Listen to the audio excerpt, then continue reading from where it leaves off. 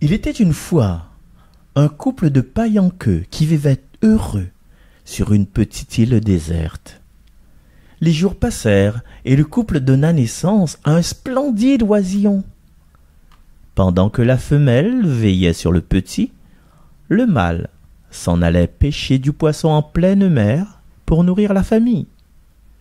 Un jour, alors que le père était en mer, vint un papangue. Dès que la mère le vit, elle alerta son petit et le prit sous ses ailes. Le papangue tournoya dans le ciel, fit des cercles au-dessus du nid, en se rapprochant de plus en plus.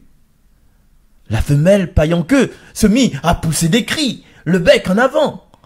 Elle aurait pu abandonner son nid et se sauver à tire-d'aile, mais l'amour pour son petit était plus fort que tout. Le papangue hésita un instant, fixa son regard perçant la femelle païenqueux, puis fondit tout à coup sur le nid.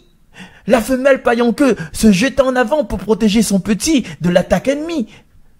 Le combat fut rude mais inégal, et très rapidement le papangue reprit son vol, la femelle païenqueux gisant entre les serres. Le papangue alla se poser au loin dans un champ pour se repaître de la chair tendre de sa proie. Lorsque le païenqueux mâle revint, il trouva son petit seul et terrorisé. Il comprit tout de suite ce qui s'était passé. Il l'emmena au loin et le cacha dans une cavité à flanc de montagne pour le faire grandir à l'abri des prédateurs. Mais il ne se consola jamais de la disparition de sa femelle. On le vit souvent errant contre les parois des montagnes, pleurant longuement à chaudes larmes. Du haut de la montagne, ses larmes coulaient, se frayant un chemin entre les rochers et les arbres.